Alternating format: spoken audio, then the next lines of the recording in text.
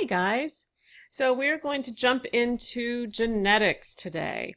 Um, so what I've done with this is I've taken the information from the text and rewritten it basically into the packet that you have in D2L for this week. And what's in that packet is what I would like you to know and work with. You have a review sheet as well that you need to do and get in. It goes straight from the packet and the PowerPoint, so it shouldn't be too tough, but it's just another way to embed the information into your mind. And so, you don't even have to watch this screencast if you don't want to, but this is for those who kind of like this type of learning. I will do this for you. And then at the end of this, I am going to play on the screencast a video that I think is fascinating on epigenetics, which is a big area within genetic research these days. So anyway, here we go. Genetics is the hardest science, like hard science that we study, and also in prenatal development. But genetics is a big, big science thing that we do in this, in terms of the hard sciences. And if you think of all of development as a story, it's a story of a child, being created, developed, and growing into a person with thoughts and feelings and beliefs and perceptions and, physically, emotionally, cognitively, all these things. And it starts here at this very seeds of life. And so it's really quite fascinating if we think about it in terms of the story.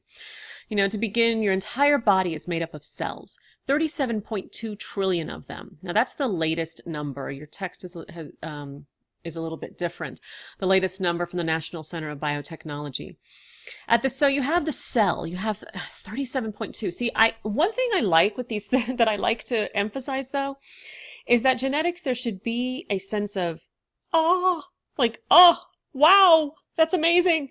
We get so caught up in like the science of it and all the little facts that we forget how amazing this is. Think about it, 37.2 trillion of anything. Can you imagine? And you got 37, and you've got that many in your body that you're carrying around everywhere you go. And every single one of those cells has a most of them have a nucleus, which is its headquarters.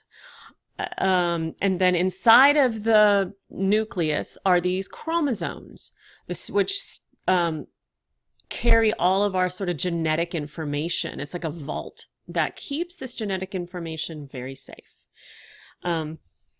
And so all of our DNA, all of the genes, all of the chromosomes, they stay here to stay safe. These are like little thread-like structures called chromosomes. We have 23 pairs of them. This is actually a pair. So we have 23 pairs of them. 22 of those pairs are called autosomes. And that final pair, that 23rd pair, is the sex chromosomes. And it determines whether you're a male or a female. So we'll get there a little bit later too. So we have those chromosomes, and they are organized then. So we have the cell, we have the nucleus, we have the chromosomes. Now the chromosomes are divided or organized into our genes. Now genes contain a packet of instructions. So it's like this vault that has this incredible treasure, and inside of this is coded this instructions that the cell is meant to read and follow. The instructions are like a recipe, and they tell the cell how to use 20 different amino acids to make proteins. That's the big secret inside of them. That's the big coding. Proteins play a role in everything from building bones, moving muscles, controlling digestions, to keeping your heart beating. So they are the building blocks of us and of all life. My dog starts barking. I'm sorry, I'll pause. So the cells take care of those chromosomes, that take care of those genes that we're going to see next, take care of our DNA, which it has a code in it for making these proteins. Every gene stores specific recipes for creating specific proteins for specific purposes or traits. So on a chromosome, we have a lot of different genes, and they store very specific recipes. Each gene can make an average of 3 different proteins. You have a gene for everything about you, from the shape of your eyebrow to how you respond to medicine. So every little thing is written on this recipe sheet. Genes are arranged in the same order in all human beings, found on the same spot on the same particular chromosome. Or that is how it's meant to be and supposed to be when all is kind of working in the way it's meant to. So on a chromosome are hundreds of thousands of genes. So you have 37.2 trillion genes that have these chromosomes. You know, we have 23 pair of these chromosomes, and on them are hundreds and thousands of genes. So hundreds or thousands of genes. It'll vary between chromosomes.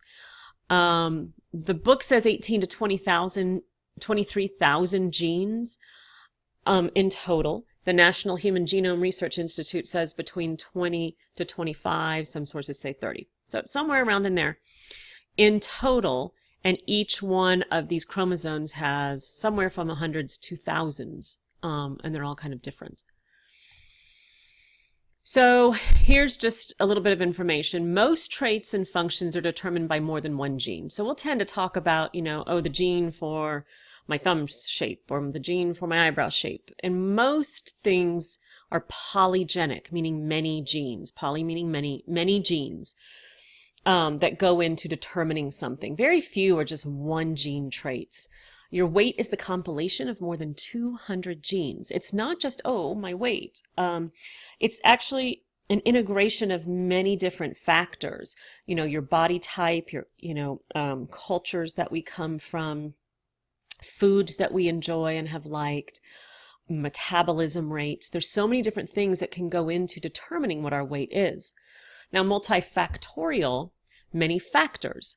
So most traits are influenced by the environment as well as by genes. So not just polygenic, many genes, but then we have to surround it with a whole bunch of other factors that come into play. All right, so we have the cell, 37.2 trillion, which has a nucleus, which have chromosomes, 23 pair, and 46 altogether. Hundreds to thousands of genes on each one of those, for a total of up to 30,000 genes. And on those, the genes themselves are made up of DNA. I'm always really bad at saying it. Deoxyribonucleic acid, DNA. So this is what it looks like, and I like this picture in particular because what we can see, it looks like a twisted ladder. The sides of the ladder are made out of sugar and phosphate molecules, and it's the rungs of this ladder are made out of 4 chemicals arranged in pairs that we call base pairs. The base pairs are thiamine, adenine, guanine, and cytosine. So this kind of gives you a little bit of tells you what each one of these are. And like T and A, you can figure out how to remember that any way you want. T and A always go together, as do G and C. Now, the order that they go in, the way where they're placed and stuff is going to differ depending on what trait we're building, what proteins we need. But you're never going to see thiamine with guanine. It doesn't work that way. So the rungs of the ladder are made out of these 4 chemicals. The order of the base pairs determines the order amino acids are put together. So this is the coding. This is what the cell reads to figure out which amino acids to draw, what order to put them in, and then that determines the kinds of proteins. We only have 20 different types of amino acids, so they can put in different orders in order to determine what kinds of proteins. A single human chromosome can range in size from 50 million to 300 million base pairs. So this is a lot of different numbers we got going around. 37.2 trillion. 46 chromosomes, hundreds to thousands of genes per chromosome for a total of up to 30,000 up to 30,000 genes. All kind of, but these chromosomes can have up to 50, they might have hundreds to thousands of genes, but those genes are made up of anywhere between 50 million to 300 million of these base pairs. This is very intricate stuff. The body is an amazing thing, numbers that we can't even imagine. Here's some terms to know. A genome is the full set of genes or DNA needed to make an individual member of a species like a human, any human. That's the human recipe. There's a chinchilla recipe. There's a dog recipe. There's a banana recipe. There's a flea recipe. Human genome is the recipe for making a human. Contains approximately 3 billion base pairs, all residing in those 46 chromosomes that live in every cell nucleus. Now, a genotype is your unique genome. So it's the way all of that information, that recipe comes together to make you distinct as a human. Your individual collection of genes, how all those base pairs are arranged to make you, you. Now, so that's the genetic makeup, your genotype. Your phenotype are your express traits. This can include physical characteristics like height, hair color, but also disposition and constitution. So it can answer questions like, how easily do you gain weight? Are you typically anxious or calm? Do you like dogs or cats? It's influenced by both genes and environment.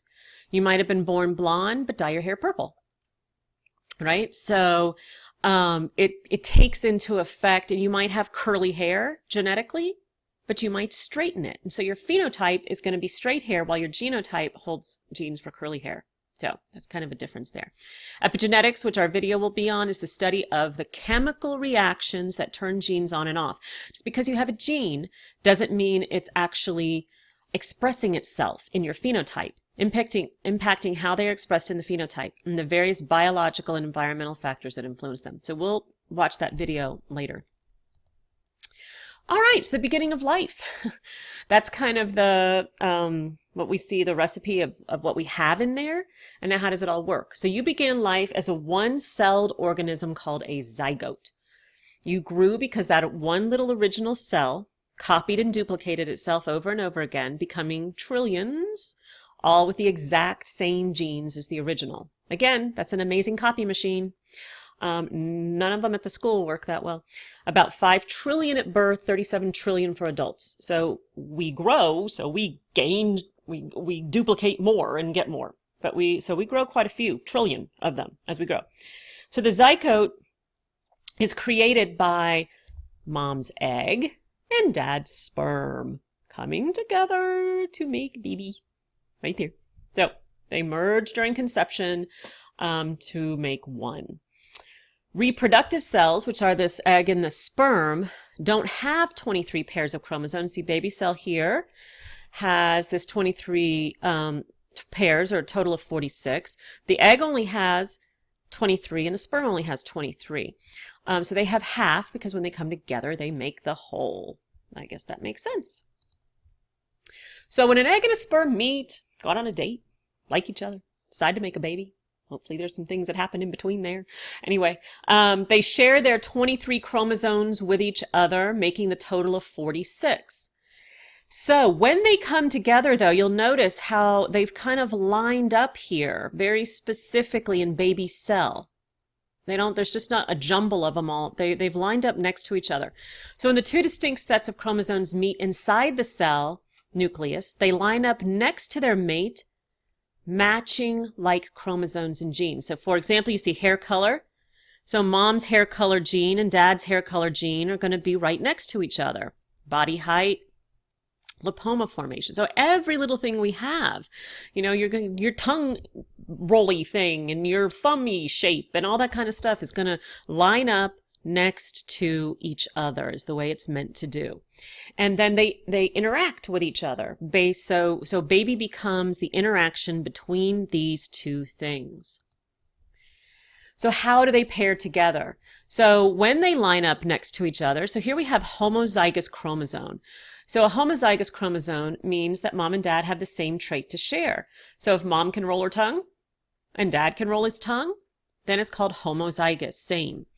Heterozygous, mom can't, dad can, then you got heterozygous genes.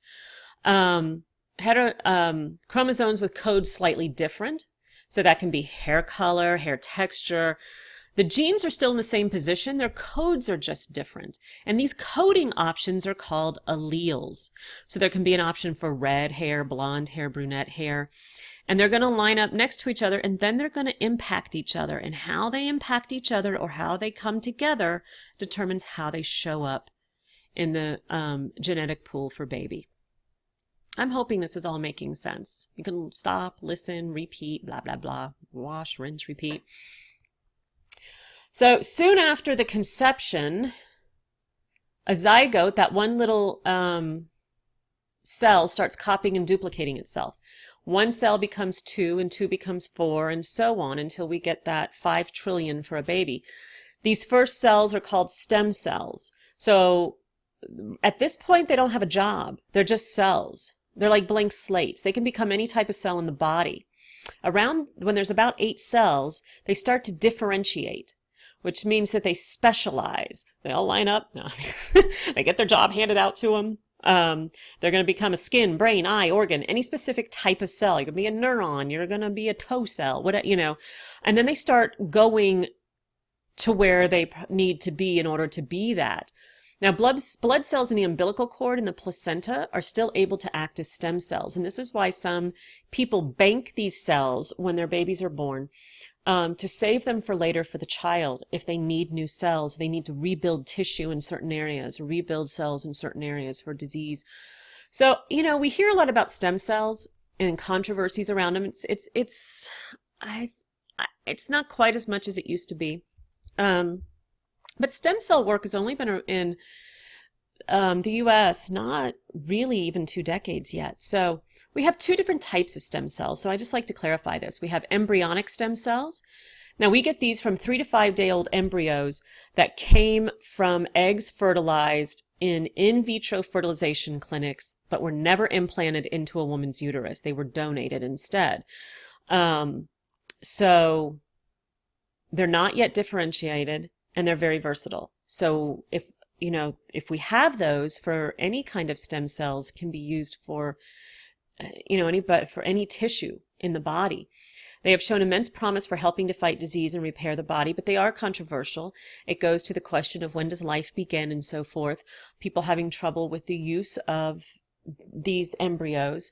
And so just to understand that these have been donated. But that still is upsetting for some, but I want to understand what those are.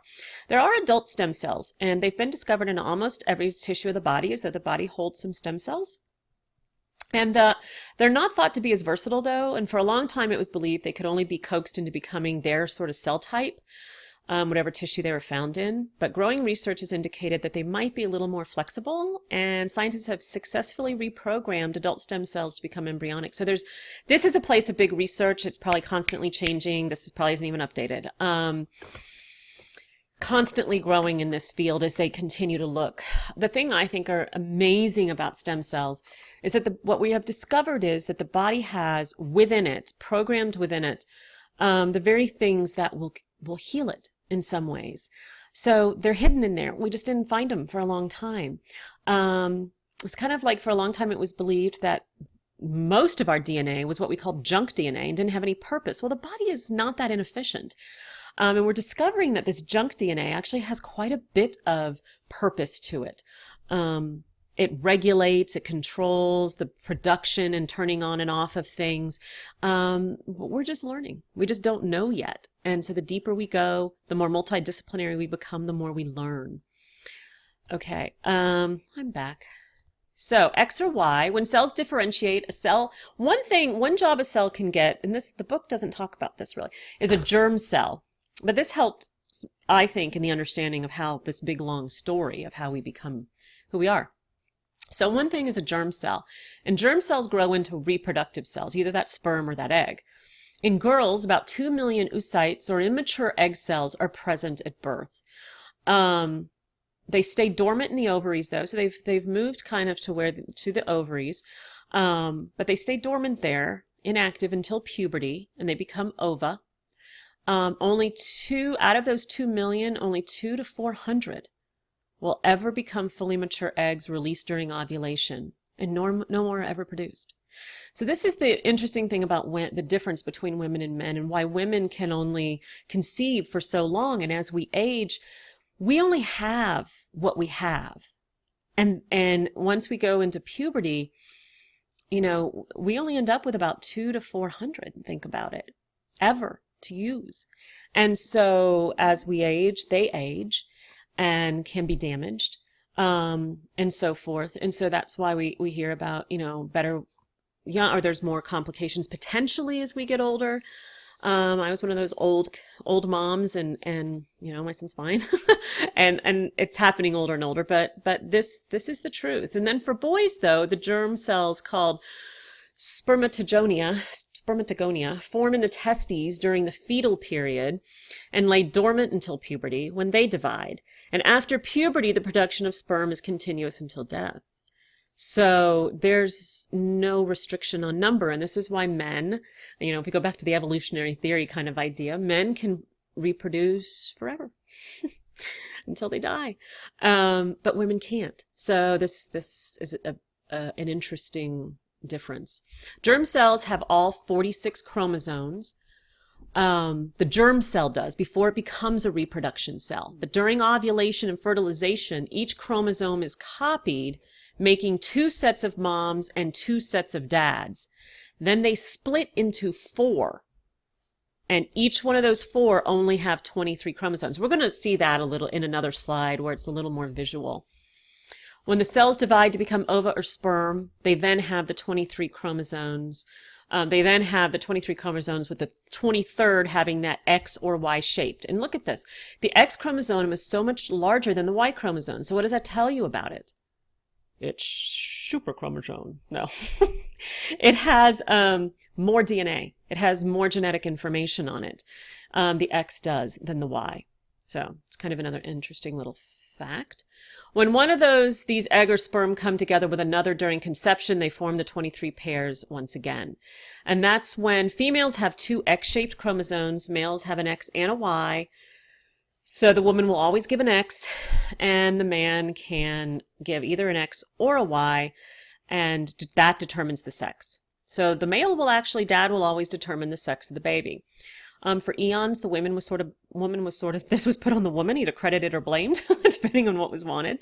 So it's wonderful for women that it was discovered that this one's on you guys. So, all right.